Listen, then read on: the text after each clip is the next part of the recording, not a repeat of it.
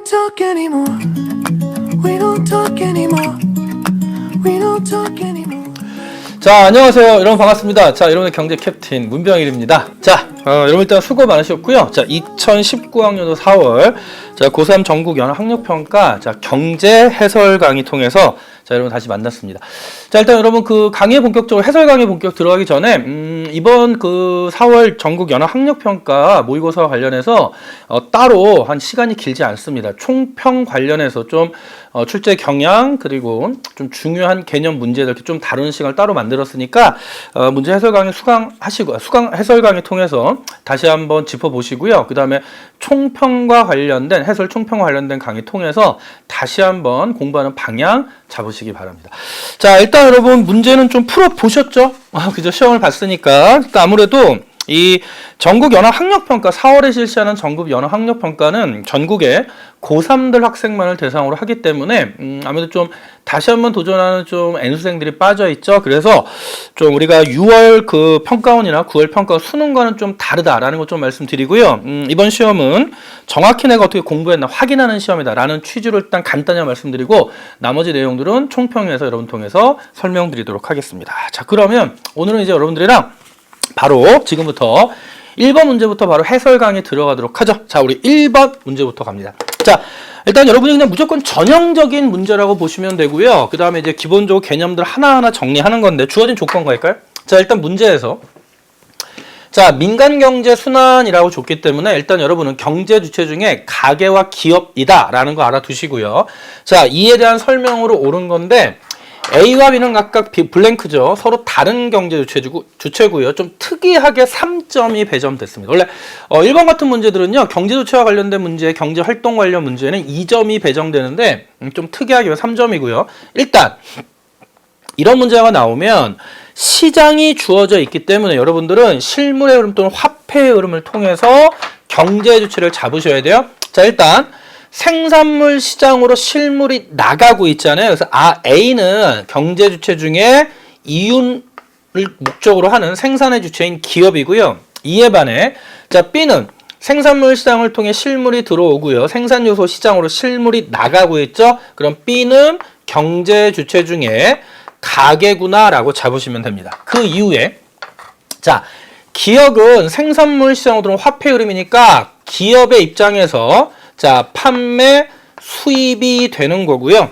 그 다음에 니은은요, 가계, 생산물 시장을 통해 가계로 가는 실물 흐름이니까 기본적으로 재화, 자, 서비스가 되겠죠. 그 다음에 디귿은요, 생산 요소 시장을 거쳐서 가계로 들어오는 화폐 흐름이니까 자, 분배 또는 분배 소득 그리고 요소 소득이라고 잡으시면 돼요. 됐나요? 그래서 기본적으로 문제 분석은 이렇게 끝난 거고요. 바로 자, 선택지 들어갑니다. 자, 1번 선택지부터 볼게요. 1번 A는 기업이니까 소비활동의 주체 땡.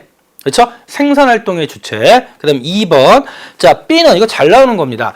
여러분 가계는요. 생산물 시장의 수요자고요. 생산 요소 시장의 공급자가 되죠. 근데 2번에 B 가계는 생산 요소 시장의 수요자가 틀린 거죠. 공급자가 됩니다. 그래서 시장에 따라 역할이 다르다 정리하시고요. 자, 3번. 자, 회사에서 받은 명절 휴가비죠. 여러분 이거 잘 나오는데 보통 명절 휴가비, 자, 이거 1번 문제는 결국 3번 문제와 연결됩니다.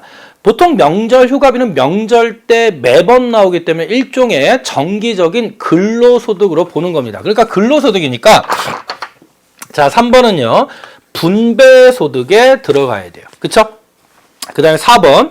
자, 취미활동을 위해 구입. 자, 구입 밑줄 치고요. 목적은 취미활동이죠. 그러면 가게가 자, 만족을 얻기 위해 구입한 활동이니까 배드민턴 라켓은 재화가 되죠. 따라서 니은에 해당한다. 재화 구입. 맞죠? 그래서 일단 1번 정답은 4번이고요. 자, 5번 보면 환자에게 의료 서비스를 제공합니다. 누가 제공합니까? 기업이 제공하죠. 그러면 거기에서 의료 서비스 제공은 기업에서 나가는 실물, 재화 서비스, 특히 서비스입니다. 서비스라고 봐야 되고요. 그걸 통해 제공하고 받은 밑줄, 진료비잖아요. 그래서 진료비는 기업의 입장에서 판매, 수입이라고 봐야 됩니다. 그러니까 거기에 디귿이 아니라 기억에 해당한다라고 잡으시면 돼요. 됐나요? 그래서 1번. 자, 1번 문제 정답은 4번 이렇게 잡으시면 됩니다. 자, 그 다음에 2번 문제. 자, 이거 초음속 여객기 사례인데요. 이거 우리가 보통 지금은 없는 여객기니까 콩고드입니다. 그래서 과거 유럽의 국가들이 만들었고요. 대표적으로 여러분이 나중에 경제학과에 가시거나 어디서 공부를 할 때 대표적인 매몰 비용을 비용에 포함한 잘못된 선택의 사례로 가장 잘 출제되는 사례고요. 실제로 경제학을 공부하시면 뭐 콩고드의 오류라고 많이 나옵니다. 한번 읽어보죠. 자, 다음의 글이 합리적 선택에 대해 시사하는 바로 가장 적절한 것을 찾는 거죠. 자, 60년대 유럽의 두 국가는요, 초음속 여객기의 연구 개발에 공동 투자했어요. 이후 적은 자석수와 높은 관리 비용으로 경제성이 낮을 거야라는 문제가 제기되었지만 양국 정부는 자, 요거죠. 그동안 들인 비용이 아까워.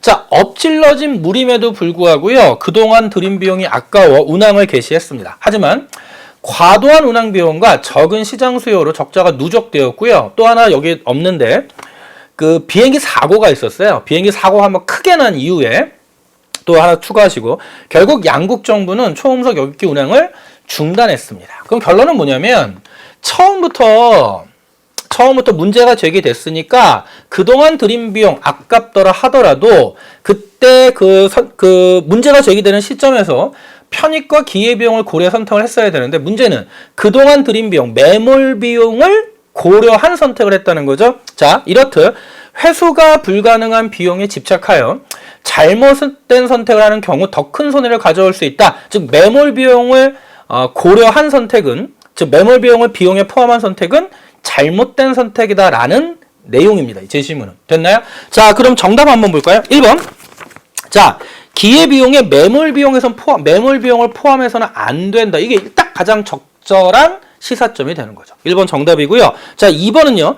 여러분, 기회비용에 암묵적 비용을 포함해야 되죠. 기회비용은 명시적 비용과 암묵적 비용의 합이니까. 자, 3번 윤리적 가치를 가장 우선적 고려. 일단 여러분 제시문 어디에도 윤리적 가치를 가장 우선적 고려라는 내용 없고요. 우리가 경제적 선택을 할 때도 윤리적 가치를 가장 우선적 고려라는 것은 없습니다. 그렇죠? 4번 자, 편익보다 기회비용이 큰데 아니죠. 기회비용보다 편익이 커야 순편익이 양의 값이 나오죠. 틀렸고요. 5번 자, 사회적 후생보다 개인적 편익을 우선시해야 된다라는 내용도 제시문에는 언급되어 있지 않습니다. 그래서 2번 정답은 1번 됐죠? 자, 3번 갈게요.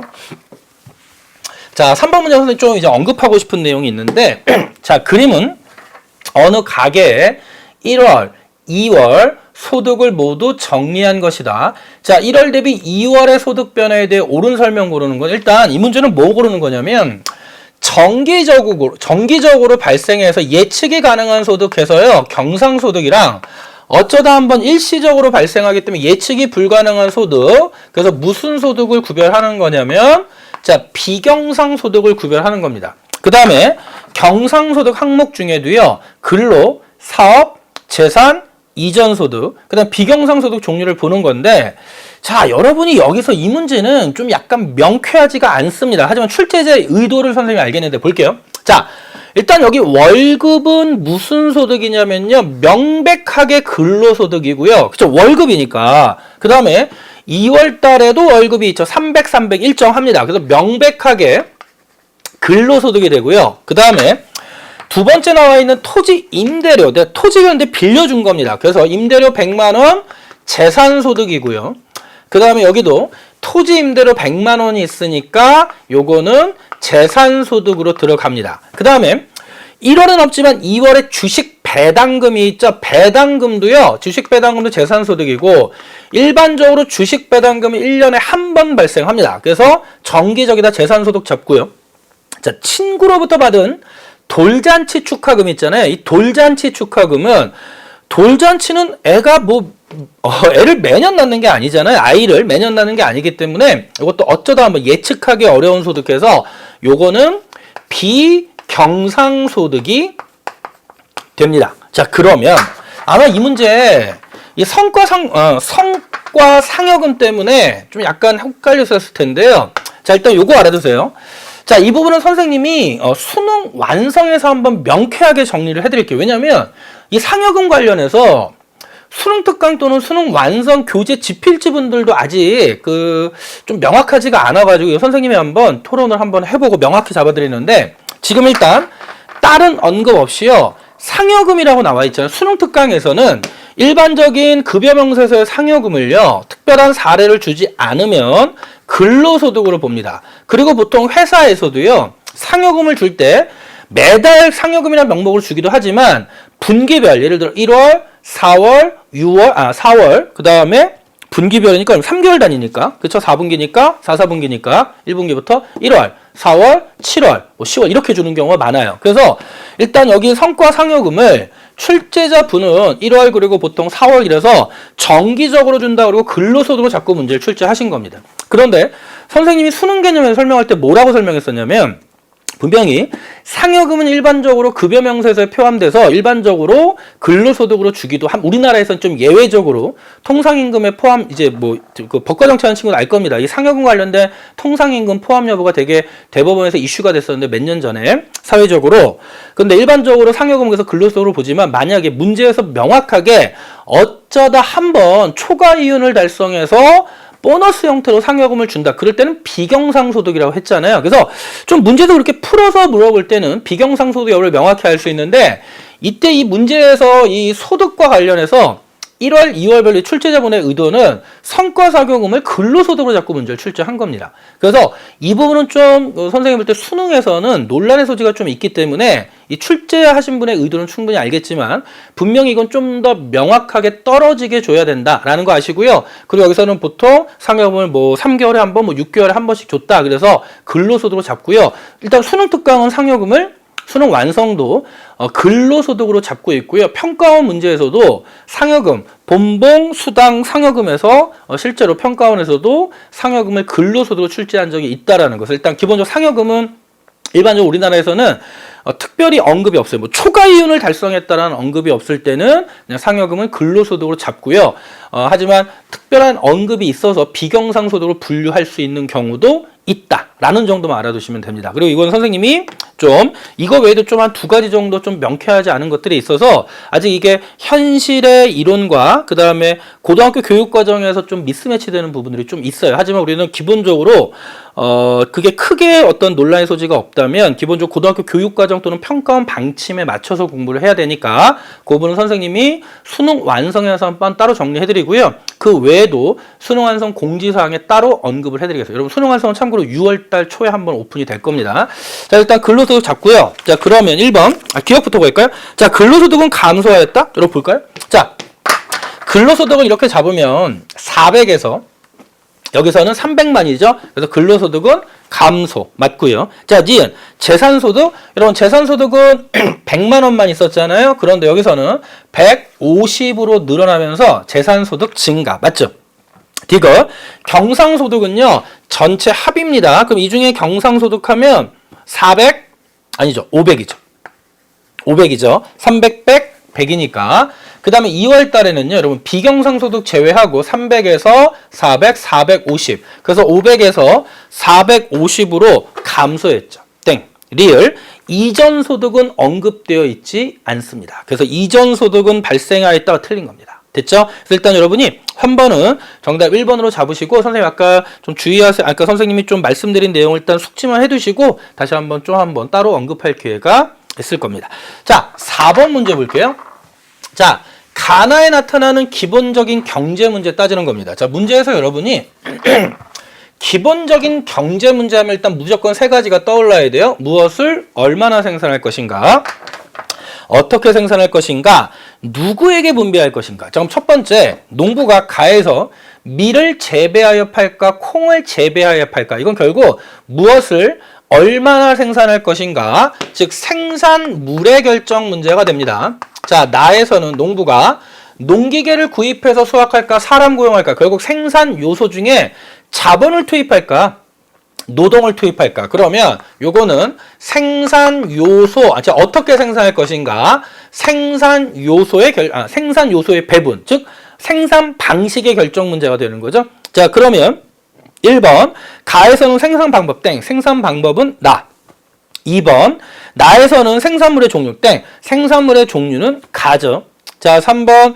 자, 달리가 틀렸죠. 여러분, 둘의 공통점의 경제 원칙은 둘 다 효율성이니까 나와 달리 가에서가 아니라 가나 모두 해결하기 위해서는 효율성을 고려해야 됩니다. 자, 4번. 가와 달리 나에 나타나는 경제 문제. 여러분, 이런 기본적인 경제 문제는 시장 경제, 계획 경제 모두 나타나요. 이거 잘 알고 계셔야 돼요. 시장 경제, 계획 경제 모두 발생하고, 단 차이는 뭐냐면 이러한 경제 문제를 해결할 때 시장 경제는 그냥 시장에 맡겨두는 거고요. 그렇죠? 계획 경제는 정부의 계획에 따라 결정하더라. 해결 방법이 다른 겁니다. 5번. 가와 나에 나타나는 경제 문제. 그렇죠. 이런 경제 문제가 발생하는 이유는 모두 인간의 욕구에 비해 자원이 희소하다. 그렇죠? 희소성으로 인해 발생한다. 정답이죠. 그래서 4번 정답은 5번 이렇게 잡으시면 돼요. 되죠? 자, 그 다음에 자, 5번 문제 갑니다. 5번 문제는 전형적인 수능 유형 문제인데요. 수능 유형 문제와 약간 다르게 차이는 뭐냐면 수능 유형 문제에서는 기본적으로 보조금 지급 또는 최고 가격제와 세트로 내요. 보통 이런 식이에요. 가는 보통 보조금 지급, 그 다음 나는 최고 가격 또는 최저 가격 이런 식으로 세트로 내는데 여기서는 최고 가격, 최저 가격을 문제로 출제를 했습니다. 자, 그러면 그림은 현재 XZ 시장의 수요와 공급이죠. 그래서 현재 시장 균형이 여기에요. 균형 가격 2,000원, 균형 거래량 200개입니다. 자, 경제 전문가 갑과 을은 자신들이 판단하는 XZ 시장의 문제점을 개선하기 위해 다음과 같은 정부의 가격 규제 방안을 각각 제시합니다. 자, 그래서 갑부터 보면요. XZ의 높은 가격으로 인해 소비자들이 고통을 겪고 있다. 따라서 XZ의 최고 가격을 1,000원으로 규제하자. 그래서 현재 시장 균형 가격보다 낮은 수준인 1,000원으로 최고 가격을 규제하자는 거니까 결국 갑은 뭐죠? 최고 가격제죠. 갑은 최고 가격제고요. 그 결과 1,000원의 가격 규제에서 공급량은 감소하고 수요량은 증가하여 시장 거래량은 100개로 감소하고요. 이만큼의 초과 수요가 발생하는 상황. 되죠? 자, 이에 반해 자, 을을 볼까요? XZ 반대, 완전 반대로 이번에 XZ 낮은 가격으로 인해 생산자들이 어려움을 겪고 있기 때문에 XZ 최저 가격, 가격 하한을 3,000원으로 규제하자는 겁니다. 그래서 을은 무슨 가격제를 주장하는 거냐면 최저 가격제를 주장하는 거고요. 을의 주장대로 최저 가격제로 규제하면 공급량은 늘고요. 수요량은 줄어들어서 결국 거래량은 똑같아요. 갑과 똑같이 100개고요. 그 다음에 요만큼의 뭐가 발생한다? 초과 공급이 발생하는 상황. 그러니까 똑같은 현재 경제 상황을 보고 갑과 을이 서로 다른 진단을 하는 거죠. 다른 정책을 주장하는 겁니다. 일단 문제 분석 여기까지 끝났고요. 일단 주의하실 건 뭐냐면 갑의 주장이건 을의 주장이건 최고 가격이건 최저 가격이건 둘 다 현재 거래량, 가격이 다를 뿐이지 현재 거래량은 원래 균형 거래량에 비해서 둘 다 거래량은 100개로 줄어든다라는 겁니다. 자, 그러면 자 1번 선택지부터 볼게요. 자, 현재는 아직 갑과 을의 주장이 없는 거죠. 그럼 현재 균형은 2,000원 200개니까 소비자 잉여와 생산자 잉여의 크기는 같다. 여러분, 현재 균형에서는 요 위의 삼각형이 소비자 잉여고요. 아래 삼각형이 생산자 잉여니까 이거 둘이 면적 똑같잖아요. 그래서 어떻게 구합니까? 소비자 잉여의 크기는 2,000 곱하기 200 곱하기 2분의 1이고요. 생산자 잉여도 2,000 곱하기 200 곱하기 2분의 1이니까 같다. 맞죠? 우리는 옳지 않은 것을 고르는 겁니다. 2번에 갑의 방안이 시행될 경우에 소비 지출액은 여러분 갑의 방안이 현재 균형에서 소비 지출액은 얼마였냐면 2,000 곱하기 200이죠. 왜냐하면 소비 지출액이 결국 기업의 판매 수입이니까. 그런데 갑의 방안이 시행되면 이제는 규제 가격이 1,000원이고요. 그때 거래량은 몇 개냐면 100개니까 소비 지출액은 40만 원에서 10만 원으로 줄어드는 겁니다. 그래서 이번에 감소한다. 맞죠? 되죠? 자, 3번. 갑의 방안이 실시될 경우에 소비자 잉여와 생산자 잉여는 모두 감소한다. 자, 그럼 한번 해보죠. 그럼 3번에서요. 시행되기 전에 이때 소비자 잉여의 크기, 원래 균형에서 소비자 잉여의 크기는 자, 2,000 곱하기 200 곱하기 2분의 1 이렇게 돼서 얼마냐면요. 20만 원이에요. 20만 원. 그 다음에 생산자 잉여의 크기도 20만 원이 되죠. 자, 그런데 일단 갑의 방안이 시행되면 정부가 1,000원으로 규제를 했고요. 그때 거래량 100개니까 이때 소비자 잉여의 크기는 요 면적으로 바뀌는 거죠. 자, 그러면 요 면적의 크기를 구하면 일단 요 사각형이 20만 원이고 요게 5만 원이 돼요. 그러면 소비자 잉여 크기는 25만 원이 돼서 3번에 소비자 잉여와 생산자 잉여의 모두 감소가 틀린 겁니다. 소비자 잉여는 증가했죠. 25만 원으로. 그 다음에 생산자 잉여가 20만 원에서 여러분 이거 1,000원 곱하기 100 곱하기 그러니까 이게 5만 원이죠. 그럼 20만 원에서 5만 원으로 생산자 잉여가 감소했죠. 그래서 3번에 모두 감소가 틀린 겁니다. 돼요? 그래서 3번 정답이고 4번 볼까요? 자, 그럼 의뢰 방안이 시행될 경우에 판매 수입은 감소한다. 자, 그럼 다시 한번 의뢰 방안이 시행되면요. 의뢰 방안이 시행되면 이거 선생님이 아까 우리 소비 지출액 얘기를 했었죠. 여러분 소비 지출액 정확히 말하면 여러분 소비 지출액은 40만 원에서 40만 원이었죠, 아까? 그러니까 다시 요거 하나만 체크할게요. 2번의 소비 지출액은 결국 4번의 판매 수입과 같은 겁니다. 그러면 2번에서 소비 지출액 또는 4번의 판매 수입 모두 2,000 곱하기 200이니까 40만 원이었고요. 그 다음에 자 4번에 의뢰 방안이 시행될 경우에 판매 수입은 그럼 의뢰 방안이 시행되면 3,000원 규제하고요. 거래량은 100개니까 30만 원이 되는 거죠. 그럼 4번에 감소한다. 맞죠? 그쵸? 자, 그 다음에 5번 선택지. 의뢰 방안이 시행될 경우에 사회적 잉여는 여러분 이건 계산할 필요가 없는 게요. 자, 의뢰 방안이 시행되면 최저가격 규제로 요 크기가 소비자 잉여고 요 아래 크기가 생산자 잉여가 되면서 원래 정책 시행 전에 비해서 사회적 잉여의 크기는 요만큼이 감소합니다. 그래서 요 삼각형 크기만큼 사회적 잉여가 감소하더라. 그래서 4번, 5번도 맞는 선택지. 그래서 5번에 옳지 않은 것은 3번 잡으시면 됩니다. 되죠? 오케이. 자, 우리 3번까지 정리가 됐고요. 5번까지 정리가 됐고요. 자, 6번 문제 갑니다.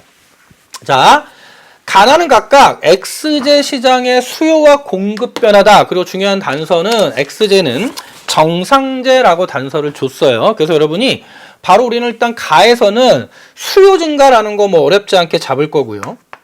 그 다음에 나에서는 공급 감소라는 거 어렵지 않게 잡을 겁니다. 그래서 여러분이 공부가 정확하게 돼 있다면 수요 증가 요인 쭉쭉 나오셔야 돼요. 대체재 가격 상승, 보완재 가격 하락, 인구, 선호, 소득 증가, 소비자들이 앞으로 가격의 하락을 또는 가격의 상승을 예상할 경우, 그렇죠? 또는 정부가 소비자에게 보조금 지급하는 경우 이런 거 잡으시고요.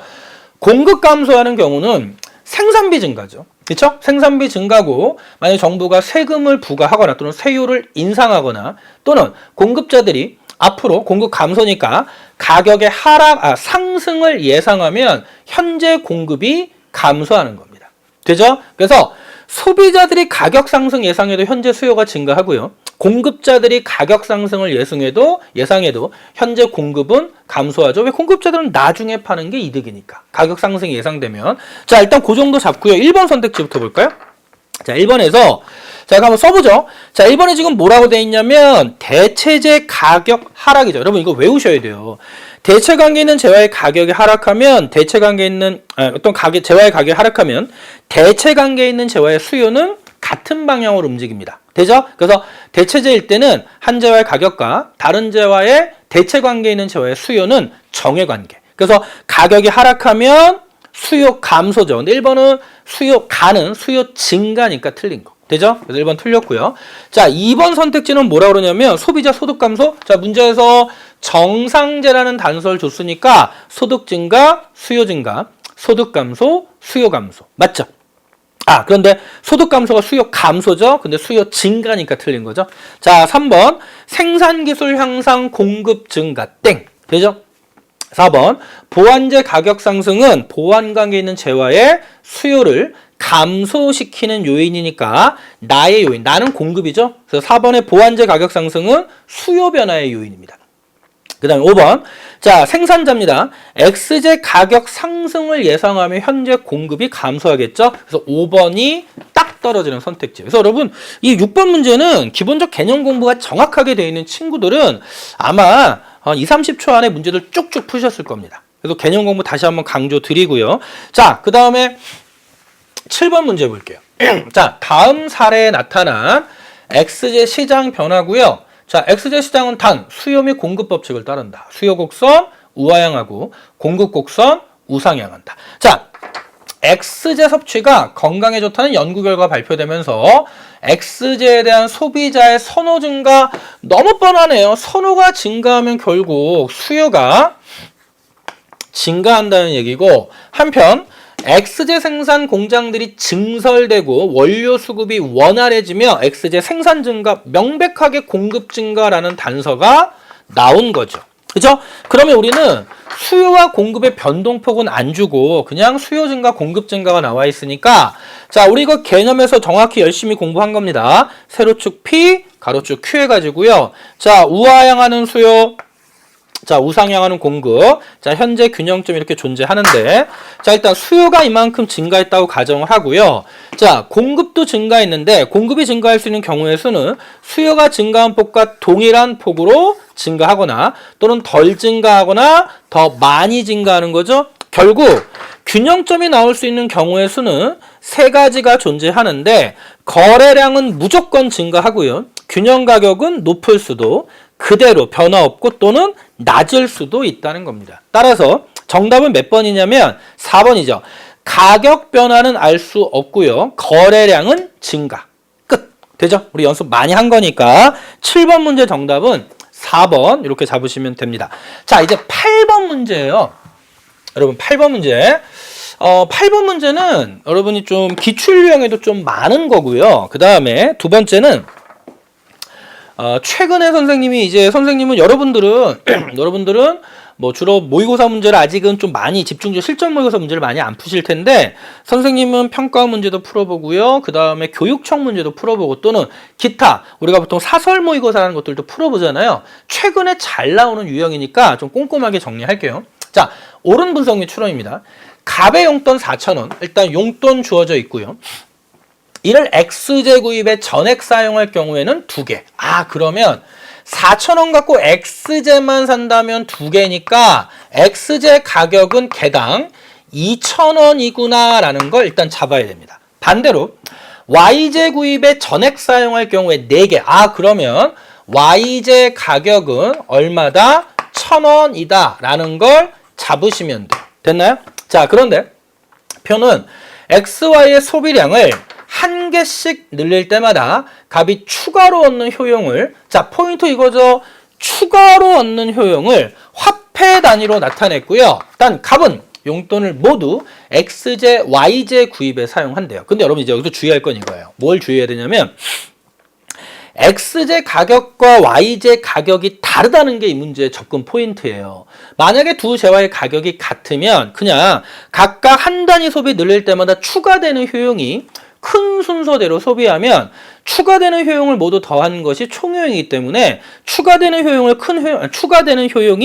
큰 순서대로 소비하면 총효용을 가장 극대화하는 합리적 선택이 됩니다. 근데 문제는 여기서 XY 가격이 다르기 때문에 주의하실 건 이겁니다. YJ 1,000원, XJ 2,000원이죠. 따라서 우리는 YJ를 2개 살 때 XJ 1개와 비교해야 돼요. 왜?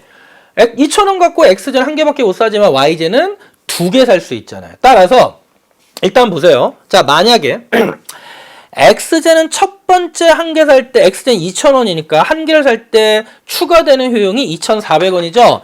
그럼 똑같은 XJ 사는데 투입되는 2,000원을 YJ에 투입했다면 YJ는 2개까지 살 수 있다는 겁니다. 그러면 그때는 추가되는 효용이 1,600, 1,400이니까 3,000. 그럼 첫 번째는요. XJ 1개를 사느냐 또는 YJ 2개를 사느냐의 선택이에요. 돼요? 그러면 YJ 2개 똑같은 2,000원으로 YJ 2개를 살 때가 XJ 하나보다 추가되는 효용이 크니까 2,000원 1개, 2,000원 2개니까. 그쵸? 그래서 일단 무조건 첫 번째는 YJ 2개를 2,000원 갖고 사는 거예요. 자, 그 다음에는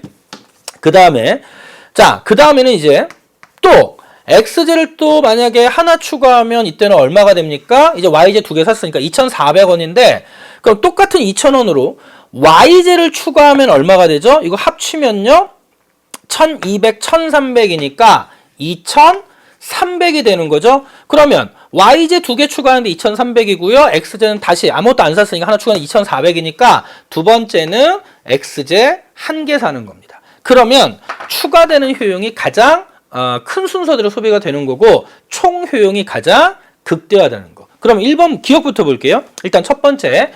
자, x제 가격은 y제 가격보다 높다. 딩동 맞는 겁니다. x제 개당 2,000원이고요. y제 개당 1,000원이죠. 자, 니은에 x제 한 개와 y제 두 개를 구입하는 것이 합리적이다. 맞죠? 일단 y제 두 개 먼저 사고요. 그 다음에 x제 하나니까 x제 한 개와 y제 두 개가 합리적이다. 자, 그 다음에 디귿 볼게요. x제만 구입할 때 얻는 효용은 자, x제만 구입하면 두 개를 살 수 있으니까 그때는요 4,600이고요. y제만 사면 4개를 살 수 있기 때문에 3,000 더하기 2,300 하면 5,300이니까 y제 4개일 때 총효용이 더 큰 거죠. 그래서 x제만을 구입할 때 총효용은 y제만을 구입할 때 얻는 총효용보다 작다죠. 작다. 오케이. 그 다음에 리을. 그래서 디귿 틀렸고요. 리을. 용돈이 만약에 2,000원으로 감소하면요. 여러분 2,000원 갖고는 x제 한 개를 사거나 y제 두 개를 사는 거죠. 근데 y제 두 개에 추가된 효용 합치면 3,000으로 x제 한 개보다 크니까 따라서 x제 한 개가 아니라 y제 두 개를 구입하는 것이 합리적이다. 자, 다시 한번 이 문제 좀 강조하고 싶은 건 이 문제에서는 x제 가격과 y제 가격이 다르다는 거에 착안해서 x제 하나와 y제 두 개의 효용을 비교해야 된다. 되죠? 오케이. 자, 그래서 8번 문제 정답은 기억, 니은 1번 잡으시면 되고요. 자, 9번 볼게요. 자, 9번. 자, 원화로 예금하면 이자율이 3%입니다. 그랬더니 예금 상품에 가입할까? 그랬더니 아니야. 현재와 같은 원달러 환율 변동 추세가 지속될 때는 이자율이 조금 낮더라도 달러와 외화 예금이 유리합니다. 자, 이거 선생님이 수능 개념에서 아주 강조했던 내용인데 원달러 환율이 어떨 때 외화 예금이 유리하다고 그랬죠? 당연히 원달러 환율이 변동이 상승할 때예요. 현재 1달러 1,000원인데 1달러 2,000원으로 오른다면 예금할 때는 1달러 1,000원이니까 똑같은 1,000원을 예금해도요. 이 1,000원은 1년 뒤에 이건 3% 이자만 발생하지만 여긴 이자율이 2%라 하더라도 1년 뒤에 1달러 동일한 1달러가 예금할 때 1,000원이 필요했지만 1달러를 1년 뒤에 찾을 때 1달러가 2,000원 되면 환차이기, 환전으로 인한 이익이 발생해서 1달러 예금했던 것이 1달러 2,000원 되면 1,000원에서 2,000원 되면 2,000원 되잖아요. 그러니까 이자 빼고도요. 원금이 2배로 늘어나는 효과가 발생할 수 있죠. 환율이 이렇게 2배가 올라간다면. 되나요? 자, 따라서 꼭 아세요. 외화 예금이 유리한 경우는 원달러 환율의 상승 시기예요. 되죠? 자, 그러면 일단 문제에서 기억의 원달러 환율 변동은 상승이고요. 1번. 자, 을은 달러와 대비, 여러분 환율이 상승한다는 얘기는 원화 가치, 달러와 대비 원화 가치 하락. 땡. 되죠? 2번. 미국인의 한국 내 투자 증가. 여러분 미국인의 한국 내 투자가 증가하면 외화 유입이 발생하고요. 이건 외환 시장에서 외화 공급 증가 요인이 되죠. 외화 공급 증가, 공급 곡선 우측 이동, 환율 하락. 그래서 기억의 요인 틀린 겁니다. 기억은 환율 상승. 자, 3번. 미국산 상품에 대한 한국의 수입 증가. 여러분 한국의 수입이 증가하면 외화 수요가 증가하잖아요. 그 외화 수요 곡선 우측 이동하면서 환율이 상승합니다. 3번이 정답이고요. 4번. 기억이 지속된다. 환율의 상승이 지속되면 한국을 여행하는 미국인의 경비 부담은 감소하죠. 왜? 동일한 달러를 갖고 와도 더 많은 원화를 얻을 수 있으니까. 그래서 증가가 틀린 겁니다. 자, 5번 선택지. 자, 기억이 지속될 경우, 자, 환율 상승이 지속될 경우에 미국에 유학 중인 자녀에게 송금하는 한국 부모의 경제적 부담은 증가하는 거죠. 동일한 달러를 보내기 위해 더 많은 원화 금액이 필요하니까. 됐죠? 자, 9번 문제 정답은 3번 이렇게 잡으시면 됩니다. 자, 10번 문제. 자, 일단 문제에서 그림은 소비 측면의 외부 효과가 발생한 겁니다. 그래서 수요 곡선이 두 개가 있고요. 어느 것이 사회적 수요 곡선인지, 그리고 어느 것이 사적 편익이 반영된 사적 수요 곡선인지 니은 사회적 편익이 반영된 사회적 수요 곡선인 줄은 몰라요. 그냥 D1 또는 D2 중에 하나라는 것만 알 수 있다. 그러면 이거 방법 없죠? 문제 통해서 접근하는 겁니다. 기억 볼게요. 자, 외부 경제가 발생한 경우, 여러분 그러니까 여러분 외부 효과에는 외부 경제, 즉 소비니까 그럼 외부 경제는 과소 소비일 거고요. 외부 불경제, 과다 소비가 있을 거 아니에요. 그럼 과소 소비가 발생하려면 거래량이 지금 2개가 나오는데 과소 소비가 발생하려면 시장 거래량이 50개가 돼야 사회적 최적 수준보다 적어서 과소 소비죠. 따라서 기억에 외부 경제가 발생한 경우라면 시장 거래량은 50개고 그때 가격은 얼마? 100원인 거죠. 100원. 되죠? 그래서 기억에 120원이 아니라 100원이 됩니다. 자, 니은 과다 소비 문제가 나타나면 외부 불경제고 그때는 D2가 사적 비용이 반영된 사적 공급 곡선이고요. D1은 사회적 비용이 반영된 아이고 잘못 말했죠. 다시 정리할게요.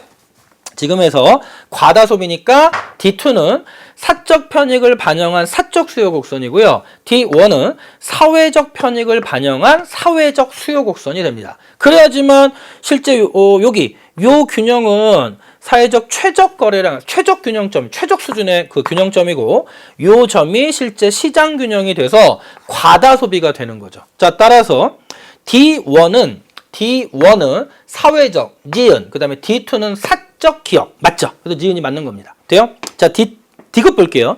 만약에 D1이 기업, 만약에 D1이 기억이면 여기가 사적 편익 반영한 사적 수요. 자, 그 다음에 D2가 니은이면 사회적 비용이 사회적 편익이죠. 자꾸 선생님 죄송합니다. 비용이라고 해서 잘못 말했어요. 사적 편익 반영, 사적 수요. 사회적 편익 반영, 사회적 수요. 자, 그렇다면 시장 거래량은 실제로 이게 사회적 최적 수준의 거래량 수준보다 실제 시장 거래량은 적잖아요. 자, 따라서 20개 적다. 맞죠? 오케이. 자, 리을 갑니다. D1이 이번엔 니은. 자, D1이 니은이니까 사회적. 되죠? 그 다음에 D2가 기업. D2는 기업. 그러면 사적. 그럼 여러분 지금은 소비 측면이니까 과다 소비 외부 불경제죠. 그럼 일반적 대책은 소비자에게 세금 부과해서 사회적 수요 쪽으로 일치시켜야 됩니다. 근데 거기에 X제 소비에 대한 보조금을 지급하면 사적 수요가 더 증가하면서 사회적 최적 수준 50개와 거리가 더 늘어나요. 외부 불경제 문제가 더 심각해지는 문제가 발생하는 거죠. 따라서 보조금 지급이 틀리는 거죠. 보조금 지급이. 오케이. 자, 그래서 10번 문제 정답은 여러분이 3번 정리하시면 돼요. 3번. 오케이. 자, 이제 우리 반환 좀 돌았고요. 11번 갑니다. 자, 교사의 질문에 대한 학생의 답변입니다. 그림에 나타난 인플레이션. 자, 그러면 총수요 곡선이 우측 이동했잖아요. 그럼 우리가 알 수 있는 건 자, 수요 견인 인플레이션이고요. 그러면 수요 측면에서 총수요 항목, 가계 소비, 기업 투자, 정부 지출, 순수출 중에 하나 또는 그 이상의 증가고요. 자, 인플레이션, 물가가 상승했지만 실질 GDP가 증가하죠. 그래서 수요 견인 인플레이션은 경제 성장을 동반하는 인플레이션이다 라는 것도 알아두셔야 됩니다. 자, 그러면 1번 경기 침체 동반 틀렸죠. 경제 성장, 경기 성장 동반이고요. 2번 자, 여러분 인플레이션으로 물가가 상승하면 물가 상승은 화폐 가치의 하락이 되겠죠. 자, 따라서 화폐의 실질적 구매력은 낮아집니다. 동일한 화폐를 가지고 구매할 수 있는 양이 줄어드니까. 3번 민간 소비 증가를 발생 요인으로 볼 수 있다. 딩동. 3번이 딱 떨어진 정답이고요. 4번 수입 원자재 가격 상승은 비용 인상 인플레이션으로 가야 돼요. 그래서 틀린 겁니다. 그 다음 5번 기술 혁신으로 인한 생산성 향상. 여러분 기술 혁신으로 인해서 생산성이 향상되면요 총 공급이 증가해요. 그쵸? 그러면 원래 균형에 비해서 물가는 하락하고 실질 GDP가 증가되죠. 결국 물가 성장 없는 경기 호황이라고 보시면 돼요. 그래서 오히려 물가가 안정적이니까. 그래서 이건 인플레이션과 관련이 없는 겁니다. 자, 11번 문제 정답 3번 이렇게 정리하고요. 자, 12번 문제 볼게요. 여러분 12번 문제는 보자마자 일단 총 수입이 있고요. 총 비용 자료가 있으니까 일단 우리는 총 수입에서 총 비용을 빼주면 이윤을 구할 수 있죠. 5 빼기 5, 0. 10 빼기 9, 1. 15 빼기 12, 3. 20 빼기 14, 6. 25 빼기 25. 그래서 우리는 일단 각각의 이윤을 구했습니다. 뭐 더 이상 없죠. 바로 선택지가 하죠. 1번. 생산량이 2개일 때 이윤은, 여러분 이윤은 음액값이 없고요. 2개일 때 이윤은 1이래요. 그래서 땡. 그다음 2번. 생산량이 3개일 때 XG 1개당 생산비용, 여러분 XG 1개당 생산비용 밑줄 치시고요. 이게 바로 평균 비용입니다. 자, 그럼 평균 비용은 우리가 생산량분의 총비용이니까 여기는 5, 1분의 5, 그 다음에 2분의 9 하면 4.5고요. 3분의 12 하면 4고요. 4, 4, 16 안 되죠? 그럼 3.x, 이거 계산할 필요 없고요. 그 다음에 다시 5, 4, 20이네요. 그럼 여기 무슨 얘기냐면 평균 비용은 계속 감소하다가 4개를 지나서 5개 때 다시 늘어났어요. 그래서 XJ 1개당 생산 비용은 XJ가 3개일 때, 가장 적다 아니죠. 4개일 때 3.xx로, 여기 4개, 여기가 아니죠. 4개일 때 3.xx로 가장 작죠. 그렇죠? 3번, 2번 틀렸고요. 3번. 생산량이 4개일 때, 그렇죠? 이윤의 극대화 생산량은 4개일 때입니다. 6으로. 3번 정답. 자, 4번. 생산량이 1개씩 증가할 때마다 추가로 얻는 수입. 여러분, 지금 보면 추가로 얻는 수입을 물어봤는데요. 50, 15, 20, 25니까 추가로 얻는 수입은 5로 일정한 겁니다. 되죠? 그래서 증가한다가 아니라 일정하고요. 자, 5번. 생산량이 1개씩 증가할 때마다 추가로 발생하는 비용. 자, 1개 증가할 때 5가 발생하고 4가 발생하고 3이 추가되고요. 2가 추가됐다가 6으로 늘어났잖아요. 따라서 감소한다라고 단정 지으면 안 되고요. 4개까지 감소하다가 5개에서 증가합니다. 되나요? 자, 그러면 12번 문제 정답 3번. 됐죠? 오케이. 자, 13번 문제 갑니다. 자, 13번 문제. 자, 표는 각국의 연도별 경상수지의 구성을 나타내고요. 이에 대한 설명으로 옳은 것은 단 17년, 18년이 있는데 18년의 경상수지는 균형이래요.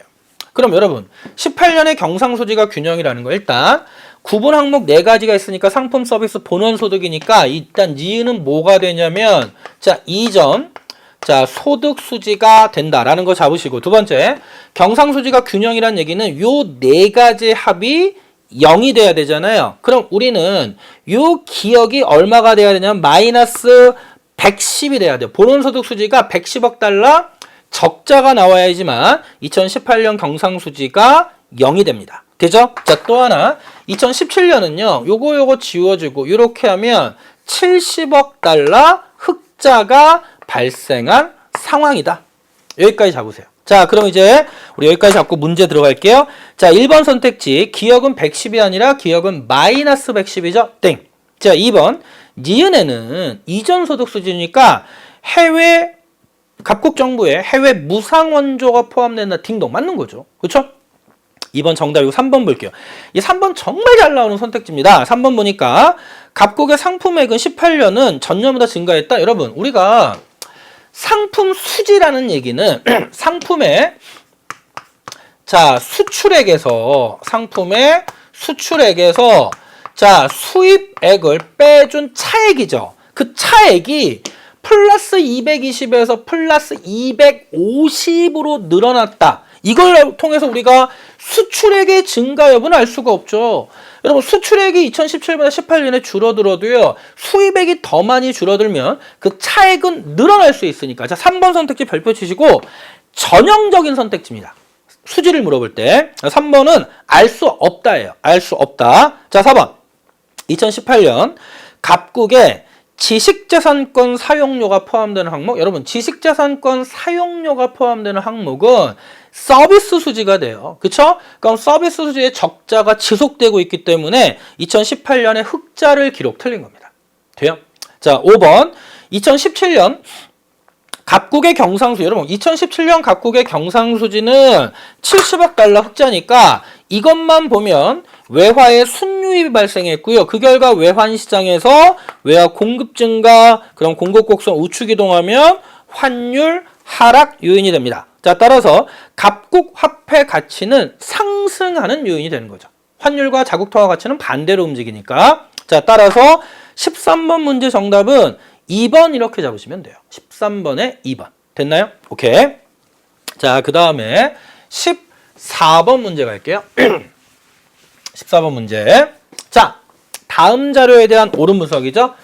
자, 치료제인 X, 또 하나 단 X, Y 모두 수요 법칙 따릅니다.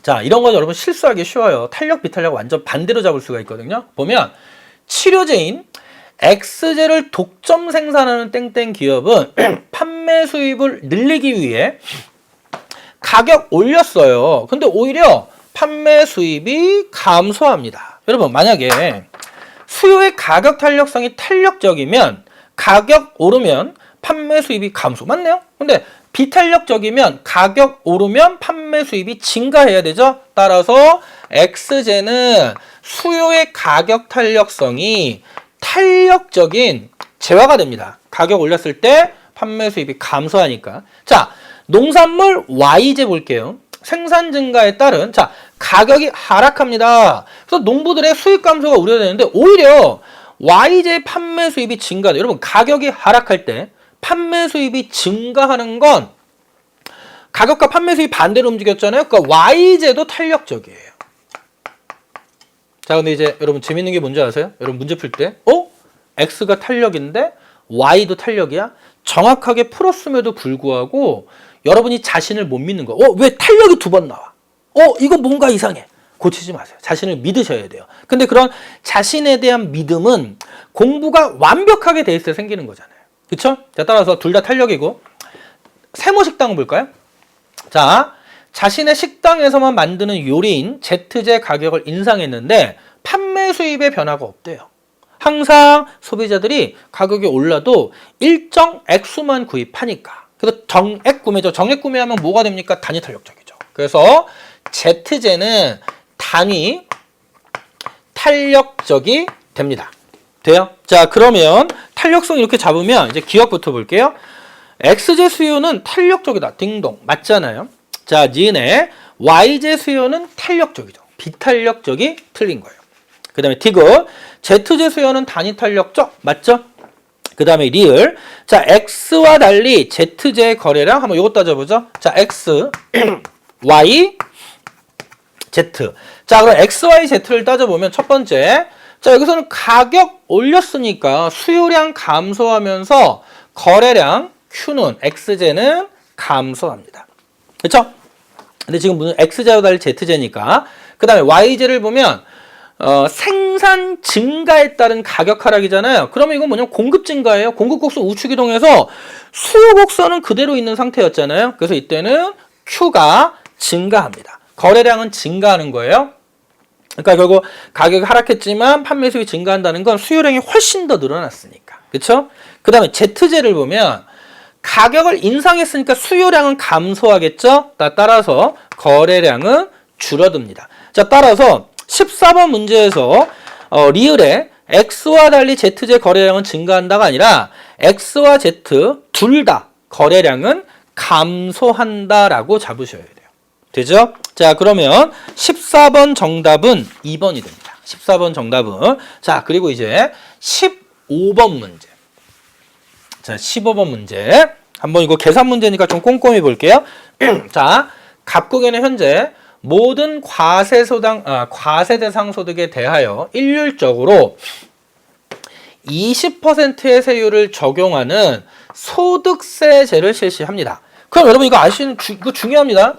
소득세는 직접세인데 20%의 세율이니까 항상 비례세율을 적용한 상황이에요.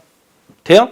자, 각국 정부는 이러한 소득세제를 가 또는 나로 변경을 실시하려고 하고요. 표는 이제 나옵니다. 소득세제 가나의 구간별 소득세를 나타내고요. 각국의 모든 소득은 과세 대상 소득이다. 결국 현재 20%의 세율이 적용되는 비례세에서 이제 가 또는 나로 바뀌는 거예요. 그런데 구간별 세율이 다 다르잖아요. 그래서 우리가 알 수 있는 건 가도 누진세율이고 나도 누진세율이 된다. 돼요? 오케이.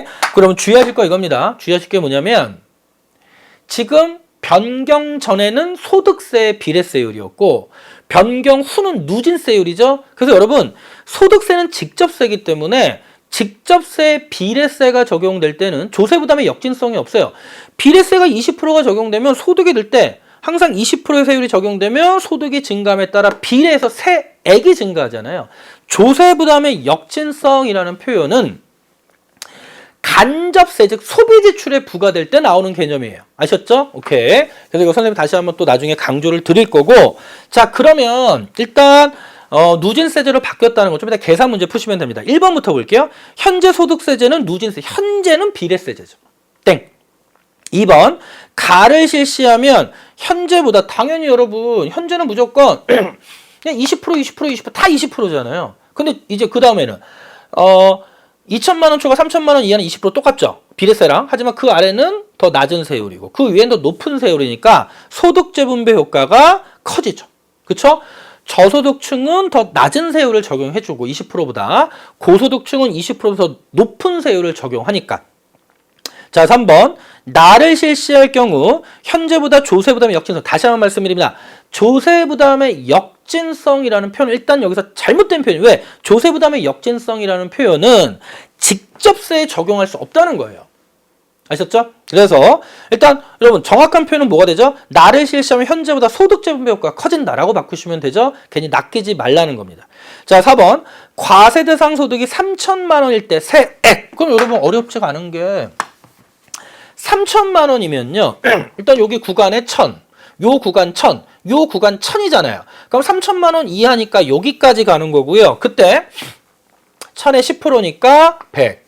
여기는 150. 여기 또 1000에 20%니까 200 해서 3천만 원일 때 세액은요. 450이 돼요. 근데 나에서는 일단 여기 1000만 원 구간 곱하기 10%니까 100. 그 다음에 3000까지니까 여기 1000부터 2000까지가 3000까지가 2000이잖아요. 2000 곱하기 17.5입니다. 250, 27에 14, 2일은 2, 그럼 350. 그래서 세액은 둘 다 450으로 같아요. 되죠? 그래서 자 2번에 이제 4번에 많다가 아니라 같다로 바꾸셔야 돼요. 돼요? 그 다음 5번 볼까요? 그럼 과세 대상 소득이 5천이면 자 그럼 여러분 우리는 지금 가는 여기까지 450 구했고 나도 450 구했잖아요. 똑같아요. 그 다음에 이제 5천이면 여기에다가 가는 또 5천이면 3천에서 4천 사이 1000에는 25%니까 1000에 25% 250 4천 초과인데 5천까지니까 또 1000 구간이죠. 1000만큼 해당하죠. 1000 곱하기 30이니까 300 그럼 요 금액이 550이 되고요. 하지만 나는 그럼 결국 총 금액은 계산할 필요가 없는 게 어차피 이 금액은 같으니까 우리는 요 5천까지 해서 3천부터 5천까지 2천만 원에 대해서 세액만 구하면 됩니다. 그 다음 여기는 그냥 30%죠. 그럼 이거 600이에요. 600. 그러면 600이 550보다 크니까 따라서 가보다 나에서 많다 세액은 딩동 5번이 정답이 되는 겁니다. 이해돼요? 오케이. 그래서 여러분 일단 우리 15번까지 정리가 됐고요. 정답 5번이죠. 자, 그 다음에 16번 문제 갈게요. 여러분 일단 체크하실 건 뭐냐면 이 GDP 디플레이터가 물가 수준을 나타내는 물가 지수라는 거고요. 또 하나는 GDP 디플레이터는 실질 GDP분의 명목 GDP 곱하기 100이기 때문에 우리가 그 공식을 변환하면 지금 문제에는 실질 GDP가 없잖아요. 그러니까 우리가 이 공식을 변환하면 자 실질 GDP는 GDP 디플레이터 분의 뭐가 되는 거죠? 명목 GDP 곱하기 100입니다. 왜? GDP 디플레이터가 실질 GDP분의 명목 GDP 곱하기 100이니까 실질 GDP를 구하고 싶으면 이 둘의 위치를 바꿔주면 돼요. 되나요? 자, 그러면 일단 우리가 이 문제를 풀려면요. 여러분이 실질 GDP를 계산하시면 왜? 좀 이따 물어보니까 실질 GDP를 자, 그럼 여러분 보세요. 실질 GDP는 GDP 디플레이터 100분의 요거분의 요거 곱하기 100 하면 실질 GDP니까 100분의 200 곱하기 100 하면요 200입니다. 그래서 2015년에 실질 GDP는 200이고요. 그 다음에 2018년 얼마죠? 110분의 220 곱하기 100이니까 이때도 200이죠. 돼요? 그 다음에 2017년에는 105분의 220입니다. 그래서 이거 선생님이 계산해 봤더니 210이 약간 안 돼요. 그래서 여러분 그냥 대략 약 210이라고 보면 돼요. 왜냐면 당연하죠. 분자 220으로 같은데 분모가 더 작아졌잖아요. 그쵸? 그 다음에 2018년은 또 200이 됩니다. 그래서 실제 GDP는 200, 200, 200보다 크고 200 돼요. 이거 계산하셔야 돼요. 그럼 1번에 2016년에 자, 밑줄 치세요. 경제 성장률. 자, 여러분 경제 성장률은 실질 GDP의 증가율이잖아요. 그래서 전년도 실질 GDP분의 금년도 실질 GDP 빼기 전년도 실질 GDP 곱하기 100이기 때문에 16년의 경제 성장률은 여러분 실질 GDP가 200에서 16년 200 변화 없죠? 0%죠? 1번 땡. 2번 17년 여러분 실질 GDP는 200, 200 대략 210, 200 2017년이 가장 크다. 정답. 돼요?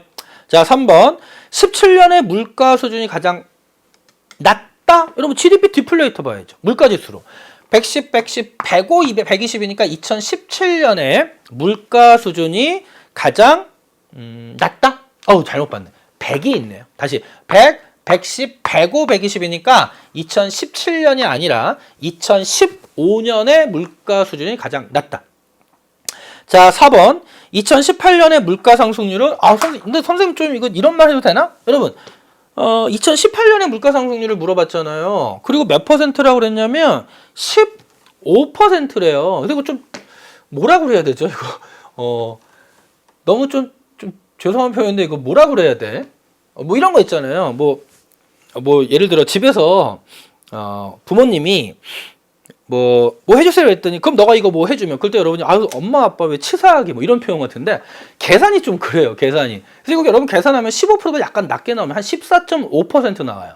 그래서 이거 방법이 없고요. 15% 틀렸고요. 14.5인가 14.3인가 그렇게 나올 거예요. 아마 14.3% 정도 나올 텐데 일단 15% 딱 안 떨어집니다. 15% 훨씬 아니고 한 14.3이니까 틀린 거죠. 그렇죠? 그래서 계산 잘 해보시면 되고 5번에 2016년에 명목 GDP 증가율. 자, 여러분 2016년에 명목 GDP는 200에서 220으로 늘어났으니까 자, 명목 GDP 증가율은 10%고요. 그 다음에 실질 GDP는 200에서 200으로 변함이 없으니까 0%. 자, 따라서 명목 GDP 증가율 10%는 실질 GDP 증가율 0%보다 높다죠. 낮다가 틀린 겁니다. 됐나요? 오케이. 16번 정답 2번 정리하시면 되고요. 자, 17번 문제 갈게요. 자, 17번 문제. 자, 셋 중에 하나를 물어봅니다. 정기, 예금, 주식, 채권. 그쵸?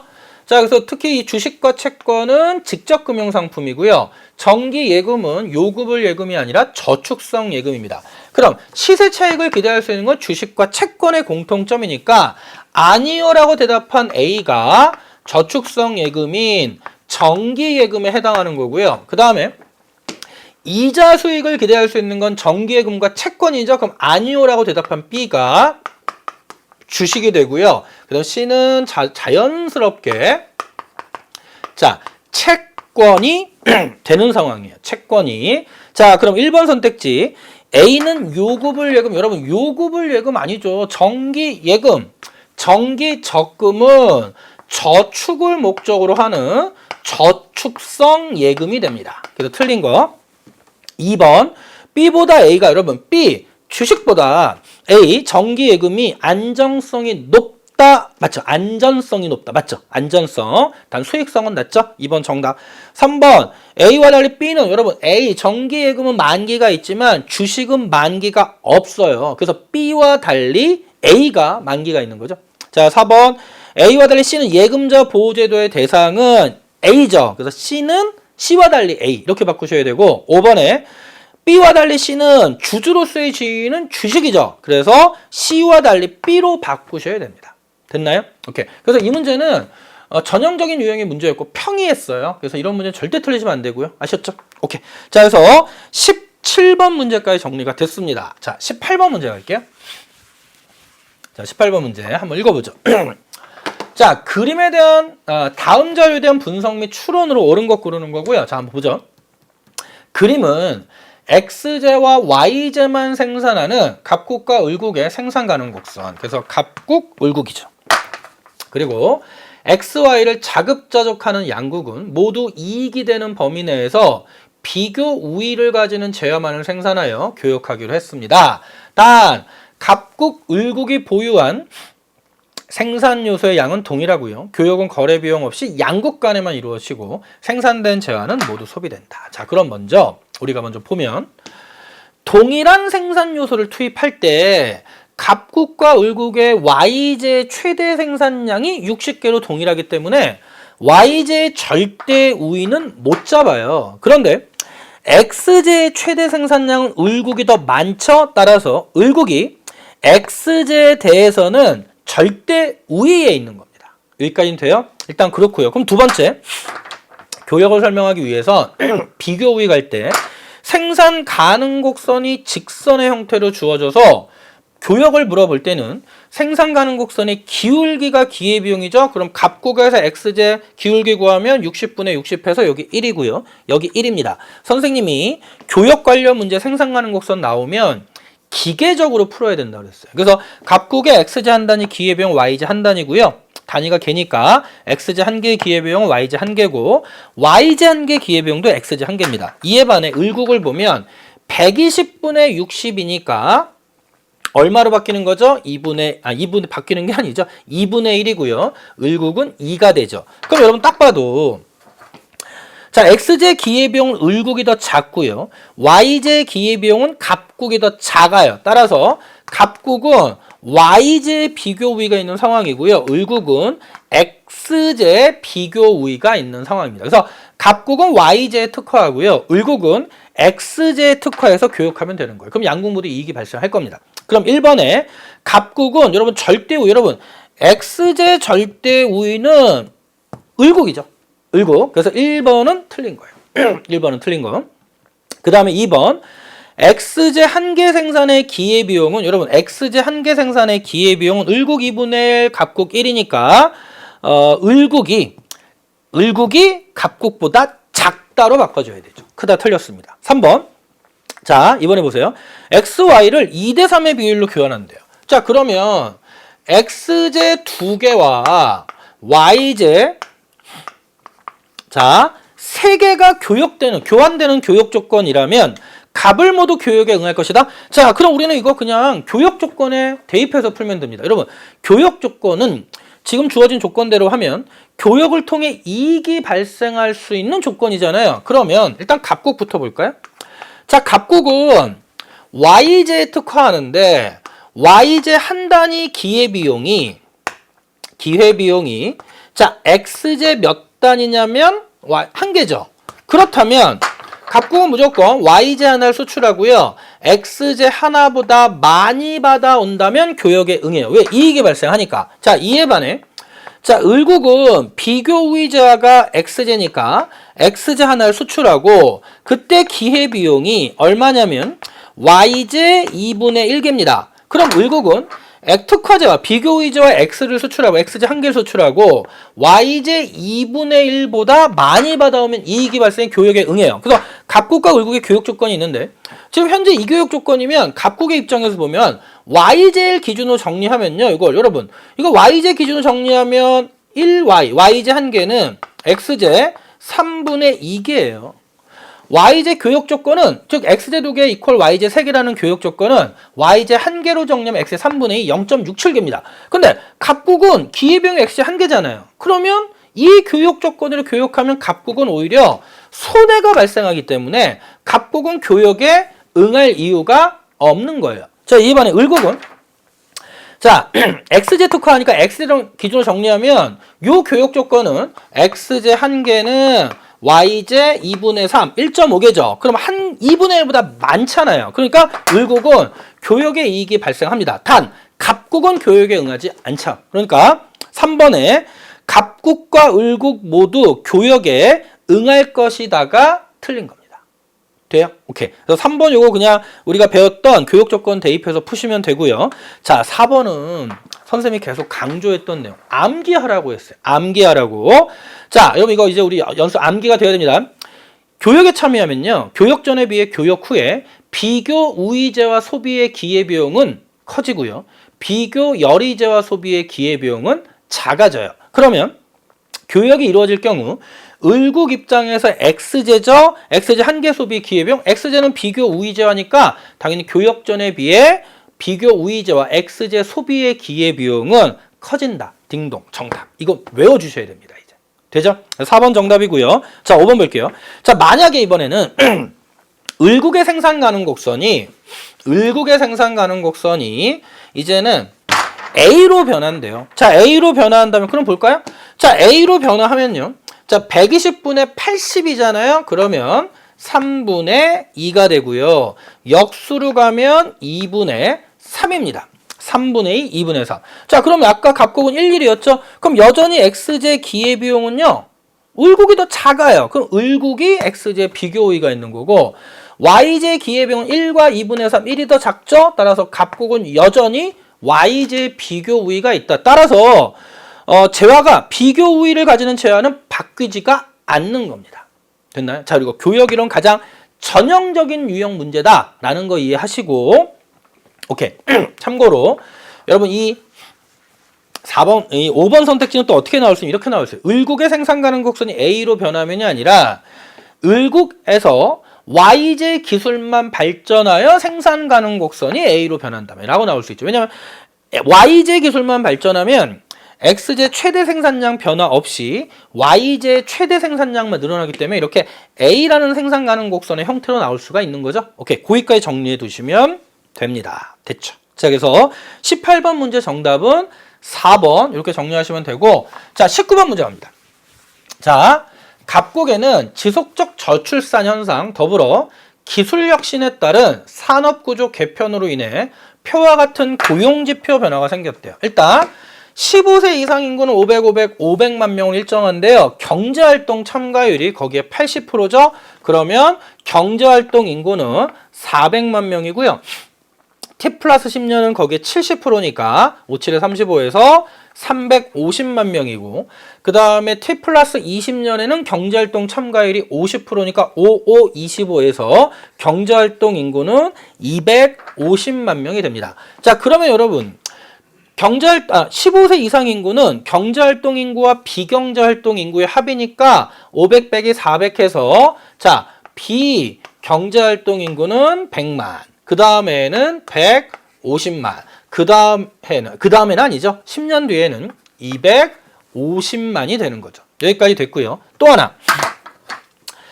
자, 경제활동 인구 400만 중에 경제활동 인구는 취업자 더하기 실업자니까 자, 실업자 수는 40만이 돼야 합치면 400이죠. 그 다음에 실업자 수는 또 40만이고요. 자, 짝 합치면 아니죠. 250이 되겠어. 요거 합치려면 실업자 수는 30만 명이 돼야 돼요. 그래서 우리는 주어진 표에서 경제활동 인구, 비경제활동 인구, 실업자 수까지 따져본 거예요.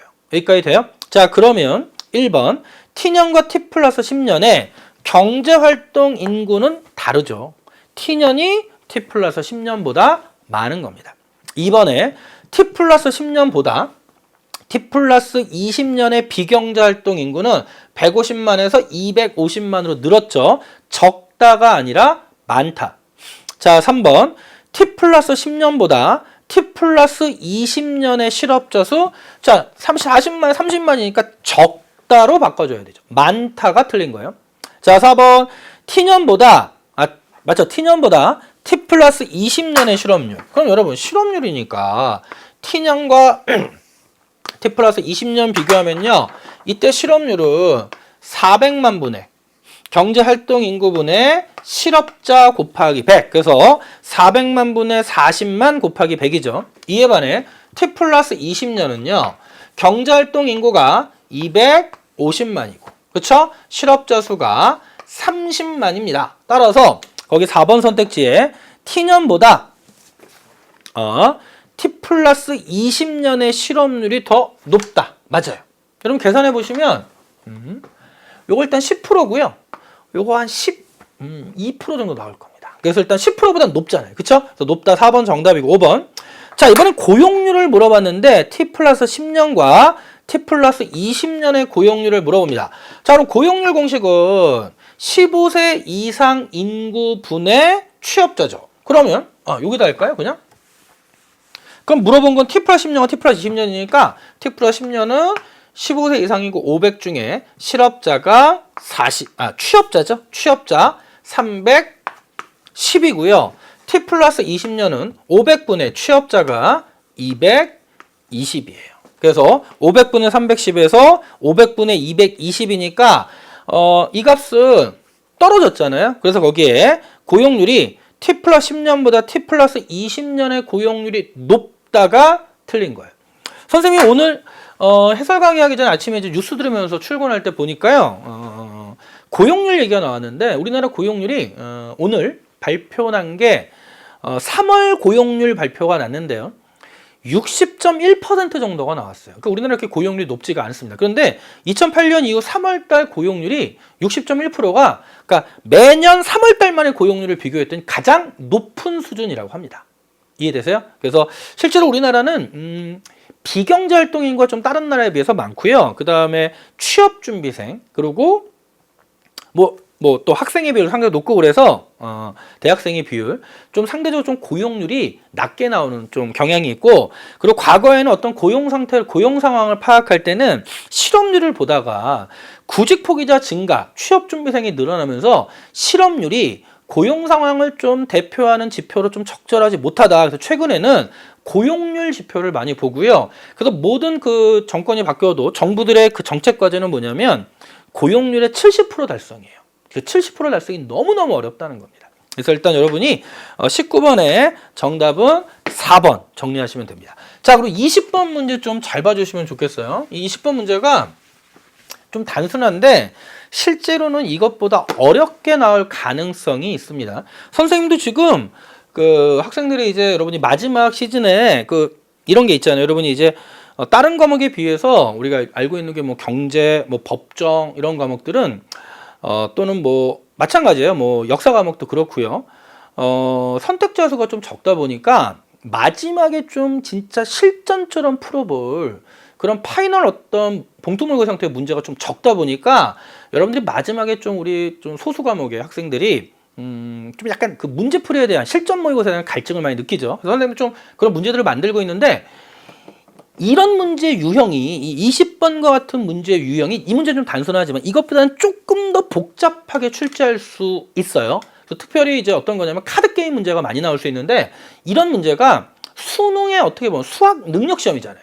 수능에 적합한 시험이에요. 이런 식으로 좀 따져보는 것들이. 물론 실제 수능에 나오면 이런 유형이 최근에 계속 이제 뭐 교육청도 그렇고요. 평가원도 가끔 물어보고 특히 여러분 이제 그런 어떤 뭐라 그럴까 그 교육청과 평가원이 아닌 모의고사에서 카드 뽑기 게임이 많이 나옵니다. 근데 어떻게 보면 이런 유형이 그냥 문제를 단순하게 평면적으로 보고 답을 찾는 게 아니라 문제를 한번 해석하고 답을 찾는 거기 때문에 수학 능력 시험에 어떻게 보면 적합한 유형의 문제라고 봐요. 그래서 일단 이 문제 한번 정확히 한번 해석해 보죠. 일단 먼저 앞면엔 흰색이 있고요. 뒷면은 검은색인 카드 A, B, C, D가 있는데요. 앞면에는 경제 안정화 정책이 아래와 같이 있습니다. 정부 지출 증가, 소득세율 인상, 지급 준비율 인상, 재할인율 인하. 그럼 지금 이 앞면이 모두 흰색이라는 거예요. 그 뒷면은 그냥 블랭크, 까만색이죠. 그렇죠? 그 앞면에만 경제 안정화 정책이 적혀 있고요. 게임 규칙은 카드 A, B, C, D 중에 사례 카드의 상황에 적절한 정책이 기재된 카드는 그냥 앞면 그대로 두고요. 그렇지 않은 카드는 뒤집어서 뒷면 그냥 까만색이 보이도록 하는 겁니다. 자, 그러면 사례 카드 볼게요. 이 사례 카드 상황에 적절한 정책을 찾는 거죠. 자, 그림은 총수요 변화로 발생한 각국의 경기 변동을 나타낸대요. 현재 각국은 가로 예상되는 변화가 바람직하지 않아. 그래서 실질 GDP가 감소하는 결국 가는 뭐죠? 경기 침체 상황이잖아요. 이게 바람직하지 않아서 실질 GDP를 증대시키는 방향으로 즉 나로 변화시키고자 한다가 사례 카드죠. 그럼 이 상황에 적절한 정책? 그럼 당연히 뭐가 돼야 되냐면 확장 재정 또는 확장 금융의 재정 또는 확장 금융 정책이 필요한 거고 그로 인해 총수요 증대를 유도해야 되는 겁니다. 그래서 우리는 다시 앞으로 돌아와서 확장 정책 찾는 거예요. 그러면 정부 지출 증가 확장 재정 맞죠? 그러면 앞면 그대로 소득세율 인상은 긴축이죠. 그러면 블랙 까만색 화면이 나와야 검정색 화면이 나와야 되고요. 지급 준비율 인상도 긴축이니까 이것도 뒤집어서 블랙이 나와야 돼요. 그 다음에 재할인율 인하는 확장 금융정책이니까 그냥 앞면 그대로 두는 겁니다. 그러면 결국 카드가 어떻게 될까요? 카드가 4장이 있으면 A, B, C, D 4장이 있으면 앞면 그대로 되고 블랙, 그쵸? 블랙. 그 다음에 앞면 그대로 요거 찾는 거. 자, 그러면 정답은 3번 딱 떨어지는 거죠. 자, 그래서 다시 한번 이 카드 게임 문제가 좀 단순한데 나중에 좀 여러분이 다양한 형태의 좀 카드 게임을 다뤄보실 필요가 있다라는 걸 좀 말씀드리고, 자, 이렇게 해서 일단 여러분들이랑 우리가 총 20문제를요 주어진 시간 동안 좀 정리를 해봤고요.